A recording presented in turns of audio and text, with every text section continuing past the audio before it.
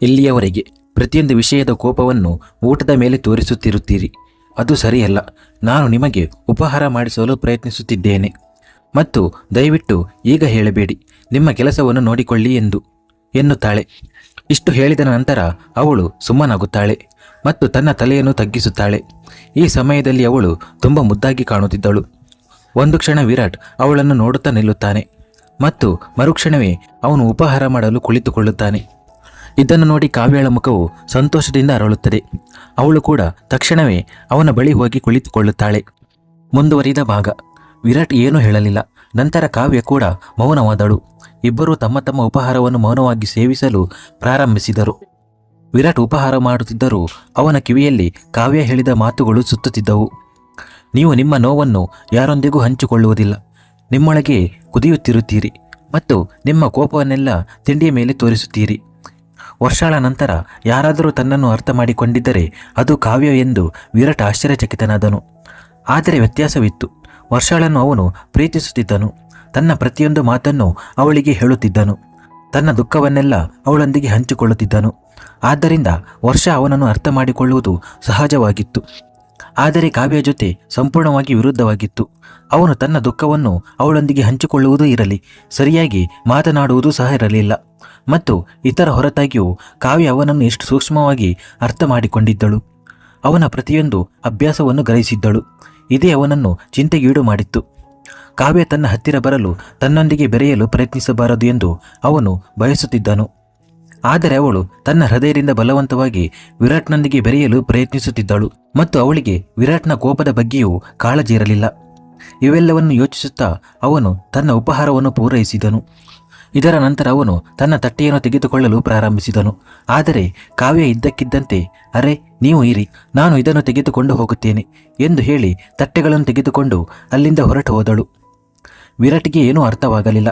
ಪರಿಸ್ಥಿತಿ ಹೇಗಿತ್ತೆಂದರೆ ಅವನು ಸ್ವತಃ ಕಾವ್ಯಳನ್ನು ತನ್ನಿಂದ ದೂರವಿಡಲು ಸಾಧ್ಯವಾಗುತ್ತಿರಲಿಲ್ಲ. ಕಾವ್ಯ ತನ್ನನ್ನು ಇಷ್ಟಪಡಲು ಪ್ರಾರಂಭಿಸಿದ್ದಾಳೆಂದು, ಬಹುಶಃ ಇಷ್ಟಕ್ಕಿಂತಲೂ ಹೆಚ್ಚು ಮುಂದೆ ಹೋಗಿದ್ದಾಳೆ ಎಂದು ಸ್ಪಷ್ಟವಾಗಿ ತಿಳಿದಿತ್ತು. ವಿರಾಟ್ಗಾಗಿ ಅವಳ ಹೃದಯದಲ್ಲಿ ಭಾವನೆಗಳು ಮೊಳಕೆಯೊಡೆಯಲು ಪ್ರಾರಂಭಿಸಿದ್ದವು. ಇದೆಲ್ಲವೂ ಅವನಿಗೆ ಸ್ವತಃ ತಿಳಿದಿರಲಿಲ್ಲ. ವಿರಾಟ್ ಇದ್ದಕ್ಕಿದ್ದಂತೆ ಸೋಫಾದಿಂದ ಎದ್ದು ನಿಂತು, ಇಲ್ಲ, ಇದು ಸಾಧ್ಯವಿಲ್ಲ. ಈ ಹುಡುಗಿ ನನ್ನ ಬಗ್ಗೆ ಅಗತ್ಯಕ್ಕಿಂತ ಹೆಚ್ಚು ತಿಳಿದುಕೊಂಡಿದ್ದಾಳೆ ಮತ್ತು ಅಗತ್ಯಕ್ಕಿಂತ ಹೆಚ್ಚಾಗಿ ನನ್ನ ಹತ್ತಿರ ಬರಲು ಪ್ರಯತ್ನಿಸುತ್ತಿದ್ದಾಳೆ. ಈ ಹುಡುಗಿಗೆ ಏನಾಗಿದೆ ಎಂದು ತಿಳಿದಿಲ್ಲ. ಪ್ರೀತಿಯಲ್ಲಿ ಒಮ್ಮೆ ಮೋಸ ಹೋದರೂ ಮತ್ತೆ ಅದೇ ದಾರಿಯಲ್ಲಿ ಸಾಗುತ್ತಿದ್ದಾಳೆ. ಡಿಸ್ಕಾಸ್ಟಿಂಗ್. ಯಾರಾದರೂ ಹೇಗೆ ಮಾಡಬಹುದು? ಓಹೋ, ನನಗೆ ಈ ನಾನ್ಸೆನ್ಸನ್ನು ನಿಭಾಯಿಸಲು ಸಾಧ್ಯವಿಲ್ಲ. ನಾನು ಈ ಹುಡುಗಿಯಿಂದ ದೂರವಿರಬೇಕು ಎಂದು ಹೇಳಿ ಅವನು ತನ್ನ ಮ್ಯಾನೇಜರಿಗೆ ಫೋನ್ ಮಾಡುತ್ತಾನೆ. 2 ರಿಂಗುಗಳು ಹೋದ ತಕ್ಷಣ ಮ್ಯಾನೇಜರ್ ಫೋನ್ ಎತ್ತಿ, ಗುಡ್ ಮಾರ್ನಿಂಗ್ ಬಾಸ್ ಎನ್ನುತ್ತಾನೆ. Good morning. ವಿದೇಶದಿಂದ ಬರಲಿರುವ ಕ್ಲೈಂಟ್ಗಳು ಯಾವಾಗ ಬರುತ್ತಿದ್ದಾರೆ ಎಂದು ವಿರಾಟ್ ನೇರವಾಗಿ ಅವನನ್ನು ಪ್ರಶ್ನಿಸುತ್ತಾನೆ. 2 ದಿನಗಳ ನಂತರ ಬರುತ್ತಿದ್ದಾರೆ ಸರ್ ಎಂದು ಅವನು ಹೇಳುತ್ತಾನೆ. ಒಂದು ಕೆಲಸ ಮಾಡಿ, ಅವರನ್ನು ಬರುವುದನ್ನು ನಿರಾಕರಿಸಿ ಮತ್ತು ನನಗೆ ಮೊದಲ ವಿಮಾನದಲ್ಲಿ ಟಿಕೆಟ್ ಬುಕ್ ಮಾಡಿ. ನಾನು ಅವರನ್ನು ಭೇಟಿಯಾಗಲು ಹೋಗುತ್ತೇನೆ ಎನ್ನುತ್ತಾನೆ. ಸಭೆಯು ಕೇವಲ ಒಂದು ನೆಪವಾಗಿತ್ತು.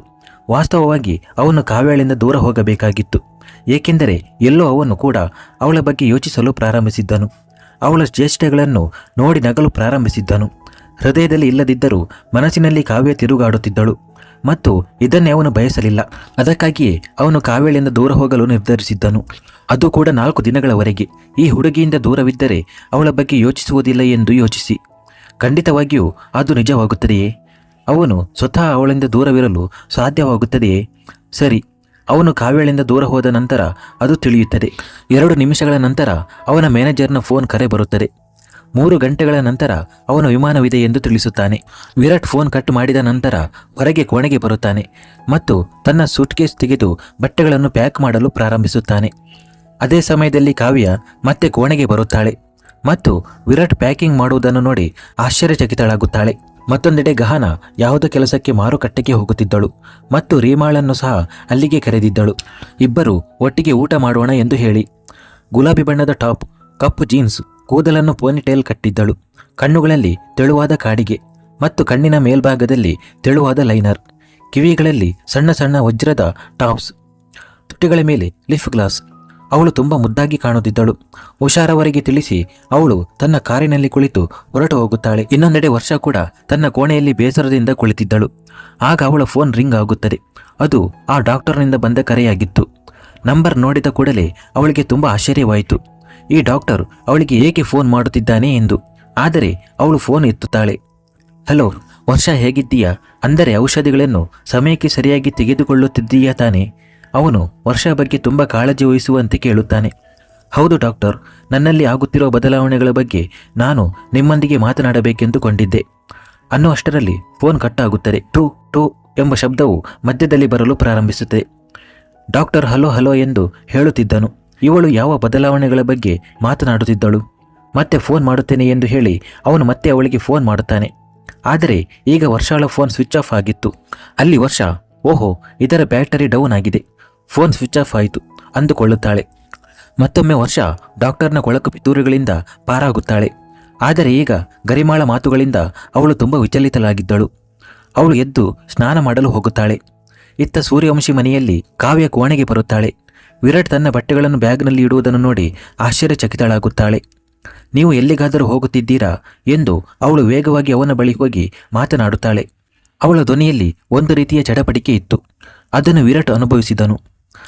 ಮತ್ತು ಕಾವ್ಯ ತನ್ನೊಂದಿಗೆ ಸ್ವಲ್ಪವಾದರೂ ಬಾಂಧವ್ಯ ಅಥವಾ ಸಂಪರ್ಕವನ್ನು ಅನುಭವಿಸಬಾರದು ಎಂದು ಅವನು ಬಯಸಲಿಲ್ಲ. ಅವನು ಅವಳ ಮಾತಿಗೆ ಯಾವುದೇ ಉತ್ತರವನ್ನು ನೀಡಲಿಲ್ಲ. ಕೇವಲ ತನ್ನ ಪ್ಯಾಕಿಂಗ್ ಮಾಡುತ್ತಿದ್ದನು. ಕಾವ್ಯ ಮತ್ತೆ ವಿಚಲಿತಳಾಗಿ, ಹೇಳಿ, ಈ ಪ್ಯಾಕಿಂಗ್ ಏಕೆ ಮಾಡುತ್ತಿದ್ದೀರಾ? ಎಲ್ಲಿಗಾದರೂ ಹೋಗುತ್ತಿದ್ದೀರಾ ಎಂದು ಕೇಳಿದಳು. ವಿರಾಟ್ ಯಾವುದೇ ಭಾವನೆ ಇಲ್ಲದೆ ಹೌದು ಎನ್ನುತ್ತಾನೆ. ಎಲ್ಲಿಗೆ ಎಂದು ಕಾವ್ಯ ಇನ್ನಷ್ಟು ವಿಚಲಿತಳಾಗಿ ಕೇಳುತ್ತಾಳೆ. ದುಬೈಗೆ ಎಂದು. ವಿರಾಟ್ನ ಅದೇ ಕಠಿಣ ಸ್ವಭಾವ. ಕಾವ್ಯಳೊಂದಿಗೆ ಯಾವುದೇ ಸಂಬಂಧವಿಲ್ಲದಂತೆ. ಏಕೆ ಹೋಗುತ್ತಿದ್ದೀರಾ? ಈ ಬಾರಿ ಅವಳ ಧ್ವನಿಯಲ್ಲಿ ಒಂದು ತಳಮಳವಿತ್ತು. ವಿರಾಟ್ನ ಸಹನೆ ಮುಗಿಯುತ್ತಿತ್ತು. ಅವನು ಕೋಪದಿಂದ ತನ್ನ ಬ್ಯಾಗ್ನ ಚೈನ್ ಮುಚ್ಚುತ್ತಾನೆ ಮತ್ತು ನಂತರ ತನ್ನ ಆಳವಾದ ನೋಟವನ್ನು ಕಾವ್ಯಳ ಮುಖದ ಮೇಲೆ ನೆಟ್ಟು ತುಂಬ ಕೋಪದಿಂದ, ನೀನು ಯಾರು ಕೇಳಲು? ಎಷ್ಟು ಬಾರಿ ಹೇಳಿದ್ದೇನೆ, ನಿನ್ನ ಕೆಲಸವನ್ನು ನೋಡು, ನನ್ನ ವಿಷಯಗಳಲ್ಲಿ ನನ್ನ ಜೀವನದಲ್ಲಿ ಬಲವಂತವಾಗಿ ಸೇರಲು ಪ್ರಯತ್ನಿಸಬೇಡ ಎಂದು. ಇಂದು ಹಲವು ದಿನಗಳ ನಂತರ ವಿರಾಟ್ ಈ ರೀತಿ ಅವಳೊಂದಿಗೆ ಮಾತನಾಡಿದ್ದನು. ಇದನ್ನು ನೋಡಿದ ಕಾವ್ಯ ಆಶ್ಚರ್ಯಚಕಿತಳಾದಳು. ವಿರಾಟ್ಗೆ ಇದ್ದಕ್ಕಿದ್ದಂತೆ ಏನಾಯಿತು ಎಂದು. ಆದರೆ ಅವನು ಈ ರೀತಿ ಮಾತನಾಡುವುದು ಅವಳಿಗೆ ಕೆಟ್ಟದಾಗಿ ಕಂಡಿತು. ಇಂದು ಮೊದಲ ಬಾರಿಗೆ ಅವನ ಮಾತುಗಳು ಅವಳಿಗೆ ಕೆಟ್ಟದಾಗಿ ಕಂಡವು.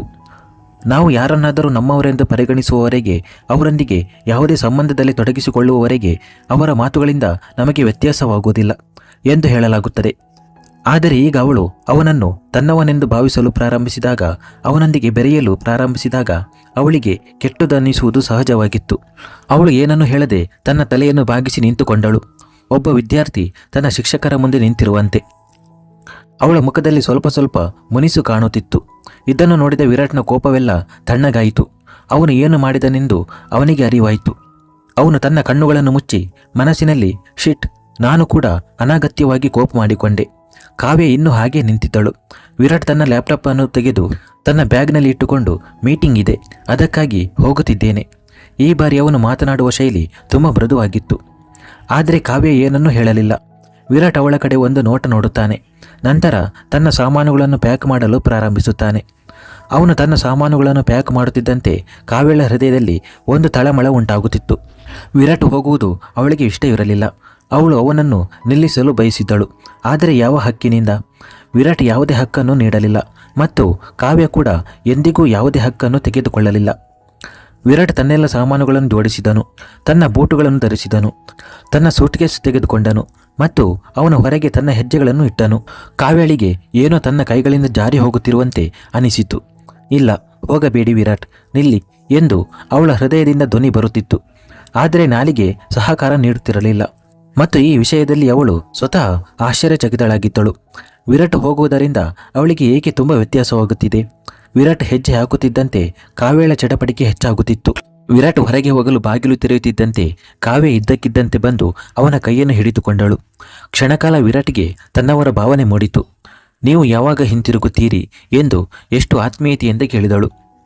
ಅವಳ ಧ್ವನಿಯಲ್ಲಿ ಒಂದು ತಳಮಳವಿತ್ತು. ಅದನ್ನು ವಿರಾಟ್ ಗ್ರಹಿಸಿದನು. ಕಾವ್ಯ ಹೀಗೆ ತಳಮಳದಿಂದ ಯಾವಾಗ ಹಿಂತಿರುಗುತ್ತೀರಿ ಎಂದು ಕೇಳಿದ್ದು ವಿರಾಟ್ನನ್ನು ವಿಚಲಿತಗೊಳಿಸಿತು. ಮರುಕ್ಷಣವೇ ಅವನು ತನ್ನ ಕೈಯನ್ನು ಬಿಡಿಸಿಕೊಂಡು ಗೊತ್ತಿಲ್ಲ ಎಂದು ಹೇಳಿ ವೇಗವಾಗಿ ಅಲ್ಲಿಂದ ಹೊರಟು ಹೋದನು. ಕಾವ್ಯ ಅವನನ್ನು ಹೋಗುವುದನ್ನು ನೋಡುತ್ತಿದ್ದಳು. ಆದರೆ ಖಾಲಿ ಕಣ್ಣುಗಳಿಂದಲ್ಲ, ಈ ಬಾರಿ ಅವಳ ಕಣ್ಣುಗಳಲ್ಲಿ ನೀರಿತ್ತು. ವಿರಾಟ್ ಉದ್ದೇಶಪೂರ್ವಕವಾಗಿ ಅವಳಿಂದ ದೂರ ಹೋದನು. ಈ ದೂರವು ಇಬ್ಬರನ್ನು ಹತ್ತಿರ ತರುತ್ತದೆಯೇ ಅಥವಾ ನಿಜವಾಗಿಯೂ ದೂರ ಮಾಡುತ್ತದೆಯೇ ಎಂದು ತಿಳಿದಿಲ್ಲ. ಕಾವ್ಯ ಒದ್ದೆಯಾದ ಕಣ್ಣುಗಳಿಂದ ಅವನು ಹೋಗುವುದನ್ನು ನೋಡುತ್ತಿದ್ದಳು. ಅವಳಿಗೆ ತನ್ನೆಲ್ಲವೂ ತನ್ನಿಂದ ದೂರವಾಗುತ್ತಿರುವಂತೆ ಅನಿಸುತ್ತಿತ್ತು ಮತ್ತು ವಿರಾಟ್ ಹೋಗುವುದರಿಂದ ತನಗೆ ಏಕೆ ತುಂಬ ವ್ಯತ್ಯಾಸವಾಗುತ್ತಿದೆ ಎಂದು ಅವಳು ಸ್ವತಃ ಆಶ್ಚರ್ಯಚಕಿತಳಾಗಿದ್ದಳು. ಅವಳಿಗೆ ಏನೂ ಅರ್ಥವಾಗುತ್ತಿರಲಿಲ್ಲ. ಅವಳ ಹೃದಯವು ಓಡಿ ಹೋಗಿ ವಿರಾಟ್ನನ್ನು ನಿಲ್ಲಿಸು ಎಂದು ಹೇಳುತ್ತಿತ್ತು. ಆದರೆ ಅವಳ ಹೃದಯವು ಹಾಗೆ ಏಕೆ ಹೇಳುತ್ತಿದೆ ಎಂದು ಅವಳಿಗೆ ಅರ್ಥವಾಗುತ್ತಿರಲಿಲ್ಲ. ಕೊನೆಗೆ ಅವಳು ತನ್ನ ಹೃದಯದ ಕೈಗಳಿಗೆ ಬಲಿಯಾಗುತ್ತಾಳೆ ಮತ್ತು ತನ್ನ ಎಲ್ಲ ಆಲೋಚನೆಗಳನ್ನು ಬದಿಗೊತ್ತಿ ಹೊರಗೆ ಓಡುತ್ತಾಳೆ. ಆದರೆ ಅವಳು ಹೊರಗೆ ಹೋಗುವಷ್ಟರಲ್ಲಿ ವಿರಾಟ್ ಅಲ್ಲಿಂದ ಹೋಗಿರುತ್ತಾನೆ. ಧೂಳು ಹಾರಿಸುತ್ತಿರುವ ವಿರಾಟ್ನ ಕಾರು ಅವಳಿಗೆ ಕಾಣಿಸಿತು ಮತ್ತು ನೋಡುತ್ತಿದ್ದಂತೆ ಅದು ಅವಳ ಕಣ್ಣುಗಳಿಂದ ಮರೆಯಾಯಿತು. ವಿರಾಟ್ ಹೋದನು. ಕಾವ್ಯಳ ಹೃದಯವೇ ಮುರಿದು ಹೋಯಿತು. ಅವಳು ಸುಸ್ತಾದ ಹೆಜ್ಜೆಗಳಿಂದ ತನ್ನ ಕೋಣೆಯ ಕಡೆಗೆ ನಡೆಯಲು ಪ್ರಾರಂಭಿಸುತ್ತಾಳೆ. ಅವನು ಹಿಂತಿರುಗಿ ಬರುತ್ತಾನೆಂದು ಪದೇ ಪದೇ ಹಿಂತಿರುಗಿ ನೋಡುತ್ತಿದ್ದಳು. ಆದರೆ ವಿರಾಟ್ ಅವಳಿಂದ ದೂರ ಹೋಗಲು ನಿರ್ಧರಿಸಿದ್ದನು. ಅವನು ಅವಳಿಂದ ದೂರವಿರಲು ಸಾಧ್ಯವಾಗುತ್ತದೆಯೋ ಇಲ್ಲವೋ ಎಂದು ನೋಡಬೇಕಾಗಿದೆ. ಮತ್ತೊಂದೆಡೆ ಗಹನ ಹೋಟೆಲ್ ತಲುಪಿದ್ದಳು ಮತ್ತು ರೀಮಾಗಾಗಿ ಕಾಯುತ್ತಿದ್ದಳು. ಅವಳಿಗೆ ತುಂಬ ಹಸಿವಾಗುತ್ತಿತ್ತು. ಈ ರೀಮಾ ಎಲ್ಲಿ ಉಳಿದುಕೊಂಡಿದ್ದಾಳೆ ಎಂದು ತಿಳಿದಿಲ್ಲ. ಇಲ್ಲಿ ಹಸಿವಿನಿಂದ ನನ್ನ ಸ್ಥಿತಿ ತುಂಬ ಕೆಟ್ಟದಾಗಿದೆ ಮತ್ತು ಈ ಹುಡುಗಿಯ ಬಗ್ಗೆ ಯಾವುದೇ ಮಾಹಿತಿ ಇಲ್ಲ. ಆಗ ಅವಳ ಮುಂದೆ ರೀಮಾ ಬರುತ್ತಿರುವುದನ್ನು ನೋಡುತ್ತಾಳೆ. ಗಹನ ಅವಳನ್ನು ನೋಡಿದ ತಕ್ಷಣ ಮುಂದೆ ಅವಳ ಬಳಿ ಹೋಗಿ ಅವಳ ಮೇಲೆ ಕೋಪಗೊಳ್ಳುತ್ತಾಳೆ. ರೀಮಾ ಎಲ್ಲಿ ಉಳಿದುಕೊಂಡಿದ್ದೆ? ಇಷ್ಟು ತಡ ಯಾರು ಮಾಡುತ್ತಾರೆ? ನನಗೆ ಹಸಿವನ್ನು ಸಹಿಸಲೂ ಆಗುವುದಿಲ್ಲ ಎಂದು ನಿನಗೆ ಗೊತ್ತಿದೆ. ಆದರೂ ನೀನು ಇಷ್ಟು ತಡವಾಗಿ ಬಂದಿದ್ದೀಯ. ಅವಳು ರೀಮಾಳಿಗೆ ಮಾತನಾಡಲು ಅವಕಾಶವನ್ನೇ ನೀಡುತ್ತಿರಲಿಲ್ಲ. ಇದನ್ನು ನೋಡಿದ ರೀಮಾ ತನ್ನ ತಲೆಯನ್ನು ಬಡಿದುಕೊಳ್ಳುತ್ತಾಳೆ. ಈಗ ಏನಾದರೂ ಹೇಳುತ್ತೀಯಾ ಅಥವಾ ಹೀಗೆಯೇ ನಿಂತುಕೊಳ್ಳುತ್ತೀಯಾ ಎನ್ನುತ್ತಾಳೆ. ಕ್ಷಮಿಸಿ, ರೀಮಾಳಿಗೆ ನನ್ನಿಂದ ತಡವಾಯಿತು ಎಂದು ಹಿಂದಿನಿಂದ ಅವಿನಾಶ್ ಹೇಳುತ್ತಾನೆ. ಅದು ಅವಳನ್ನು ಸುಮ್ಮನಾಗಿಸಲು ಸಾಕಾಗಿತ್ತು. ಅಲ್ಲಿ ವಿರಾಟ್ ಕೂಡ ವಿಮಾನ ನಿಲ್ದಾಣದ ಕಡೆಗೆ ಹೋಗುತ್ತಿದ್ದನು. ಅವನ ಚಾಲಕ ಕಾರು ಚಲಾಯಿಸುತ್ತಿದ್ದನು. ಅವನು ಹಿಂದಿನ ಸೀಟಿನಲ್ಲಿ ಕುಳಿತು ತನ್ನದೇ ಆಲೋಚನೆಗಳಲ್ಲಿ ಕೊಳೆದು ಹೋಗಿದ್ದನು. ಇಲ್ಲ, ತನ್ನ ಆಲೋಚನೆಗಳಲ್ಲಿ ಅಲ್ಲ, ಕಾವ್ಯಳ ಆಲೋಚನೆಗಳಲ್ಲಿ. ಅವನು ಬಯಸದಿದ್ದರೂ ಅವನ ಮಿದುಳಿನಲ್ಲಿ ಕೇವಲ ಕಾವ್ಯ ಸುತ್ತುತ್ತಿದ್ದಳು. ಕೇವಲ ಕಾವ್ಯ ಮುಂದುವರಿಯಿತು.